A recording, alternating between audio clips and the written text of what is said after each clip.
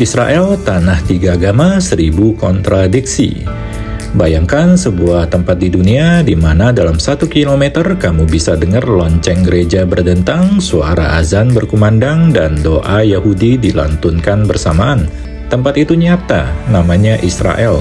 Sebuah negara kecil tapi menyimpan sejarah ribuan tahun, konflik berdarah, inovasi canggih, dan budaya yang saling bersilangan. Ini bukan hanya cerita tentang satu negara, tapi tentang salah satu titik paling penting di sejarah manusia. Israel luasnya hanya sekitar 22.000 km persegi, lebih kecil dari Pulau Jawa. Tapi tanah ini lebih dari sekedar batas peta. Disinilah nabi-nabi besar lahir dan berjalan. Disinilah 3 agama besar dunia, Yahudi, Kristen, dan Islam bertemu, bersentuhan, dan seringkali bertabrakan. Bayangkan satu kota, Yerusalem, dianggap suci oleh 3 umat beragama. Wailing Wall bagi Yahudi, Gereja Makam Kudus bagi Kristen, dan Masjid Al-Aqsa bagi Muslim. Bukan sekadar tempat ibadah, tapi juga simbol identitas, klaim sejarah, dan kadang medan konflik. Tapi Israel bukan hanya tentang masa lalu, negara ini juga dikenal sebagai startup nation, punya rasio perusahaan rintisan tertinggi di dunia. Di Tel Aviv, kota modern dengan pantai cantik dan kafe hipster, teknologi berkembang pesat, mulai dari pertanian pintar di gurun, pengolahan air laut, hingga teknologi militer canggih.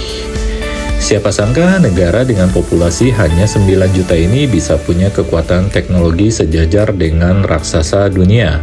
Dan ironisnya semua itu dibangun di atas tanah yang tidak pernah benar-benar damai. Di Israel, kamu bisa melihat ultra-ortodoks Yahudi dengan pakaian tradisional berjalan di samping pemuda sekuler berselancar di pantai. Ada desa Arab dengan menara masjid, berdampingan dengan pemukiman Yahudi yang dijaga tentara. Di pasar tradisional Mahane Yehuda, kamu bisa beli buah segar, makanan khas Yaman, falafel, sampai anggur koser sambil mendengar 3 bahasa sekaligus, Ibrani, Arab, dan Inggris.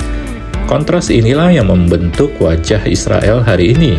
Modern dan kuno, tegang dan meriah, kaku dan kreatif, semua dalam satu paket kecil yang padat makna. Israel adalah negara yang lahir dari pengasingan. Jutaan orang Yahudi dari berbagai negara, Rusia, Ethiopia, Polandia, Yaman, Iran, datang dan membangun kembali apa yang mereka sebut tanah leluhur. Tapi itu juga menciptakan kompleksitas, bahasa berbeda, adat berbeda, warna kulit berbeda.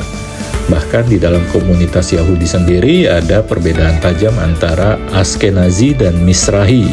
Dan jangan lupakan warga Arab Israel sekitar 20% dari populasi yang hidup dengan 2 identitas, warga negara tapi juga bagian dari bangsa Palestina. Semuanya hidup berdampingan dalam garis tipis antara damai dan sengketa. Hampir semua warga Israel wajib militer, pria 2 tahun 8 bulan, wanita 2 tahun. Ini membentuk kedekatan kolektif, hampir semua orang pernah pegang senjata. Tapi ini juga membentuk trauma kolektif, ketakutan yang turun-temurun. Hidup di negara yang dikepung konflik membuat mereka siap sekaligus lelah. Tapi di tengah itu semua, budaya tetap tumbuh, musik indie, seni jalanan, film, dan stand-up komedi, semuanya berkembang bahkan jadi tempat pelarian. Karena mungkin humor adalah bentuk perlawanan terhadap hidup yang berat. Yerusalem, kota tua, 4 kuartal, Yahudi, Kristen, Muslim, Armenia. Disinilah sejarah dunia dikurung dalam tembok batu.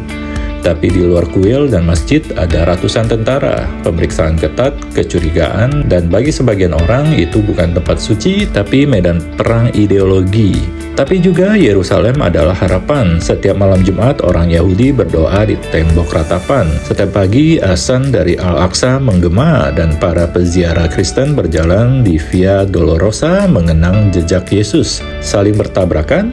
Iya, tapi juga saling hidup berdampingan meski rapuh. Israel adalah negara penuh kontradiksi, kaya tapi dibenci, modern tapi sangat tradisional, pusat inovasi tapi juga epicentrum konflik. Tapi mungkin justru karena itulah ia menarik. Di balik semua kekacauan dan kontroversi, Israel adalah tempat yang terus memaksa kita bertanya, apakah arti rumah? Apa makna tanah air? Dan bagaimana kita bisa hidup berdampingan? Karena di tempat sekecil ini dunia berkumpul dan sejarah masih ditulis setiap hari. Terima kasih sudah menonton sampai akhir. Kalau kamu tertarik dengan negara-negara unik seperti Israel, jangan lewatkan video kami tentang negara-negara lain di dunia. Karena dunia ini luas dan cerita tak berakhir di peta. Dan jangan lupa subscribe, share, and tulis komentar negara mana lagi yang ingin kamu jelajahi bersama kami.